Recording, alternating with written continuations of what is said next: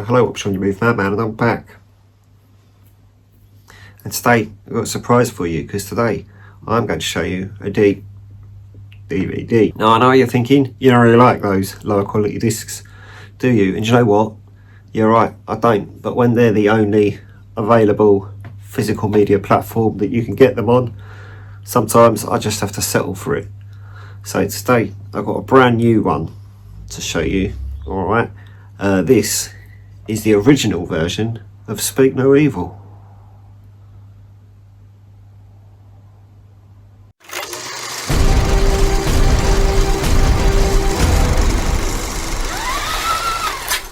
So here you go then. Like I say, I had to get it on this crappy little disc just because it's not on Blu-ray and it's not in 4K. It's only just been released on DVD.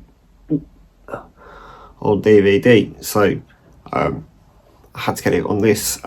It's funny because the remake here, the one with James McAvoy in, is on Blu-ray but not on 4K, and this is on the DVD but not on Blu-ray. So it's like they're lowering the grade rather than bringing it up. So I hope that when this is finally released in 4K, which I imagine it will be, Universal tends to do that. I just really wanted to get it. To be fair, Harry got this for me, so he really wanted me to have it. So anyway, shall we take the plastic off and we'll go from there.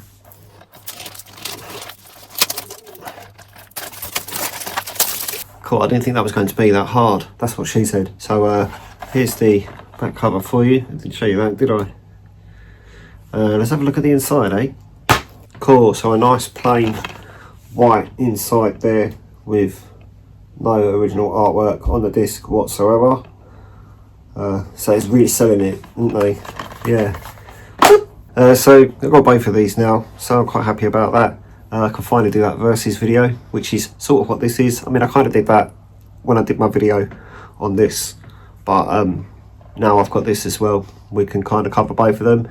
This is the original, this is the remake. The amount of people that saw the remake and didn't even know there was original, there's quite a few of them. But about this, so there's films in 3 languages. One of those prime languages is English, it's also in Dutch, and it's in Danish. So there's probably maybe about 50% subtitles. Don't hold that against it though. All the way through this film, I was just saying to myself, I just know what is going to happen. I know it's kind of, you know how horror films go. You know what's going to happen at the end. It's just like, it wasn't too predictable for me, but I was just like, I had my heart set on, this is what's going to happen at the end. Not that I will tell you what that is. But then it got to the end, and it completely blew me away. It didn't do what I thought the ending was going to do whatsoever. So then when I saw the remake, all the way through the remake, I was just thinking, do you know what? This is basically the same as the original. Which, to be fair, I didn't mind. That wasn't a negative part of it. A lot of remakes do that, so it's not really a problem.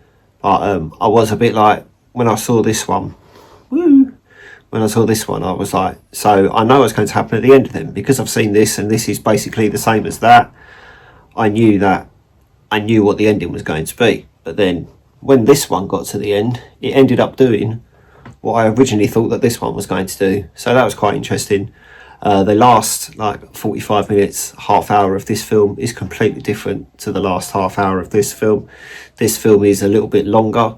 It goes into a little bit more details about certain aspects of characters and stories.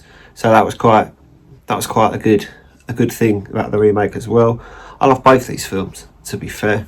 It's very difficult to say which one is better than the other one. A lot of people would probably say, I haven't heard of the original, so they wouldn't even be able to give you that kind of comparison. Most people would say when it comes to remakes, the original's always better. It's very rare that people say the remake is better. I don't know. Like, I'm not going to say which one I think's better than the other, because it's invalid as far as I'm concerned. They feel like 2 separate films, just loosely based on the same story. Not that they're based on a book or anything.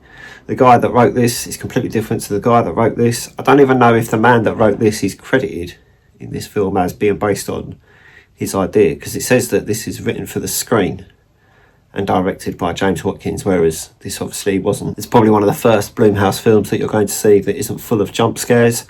This one's probably got more jump scares in it than you think it's going to. Obviously this is a 15, this is an 18. This is an 18 for very good reason. I was quite surprised that the remake wasn't an 18, to be fair. But yeah, the original is an 18 for a very good reason.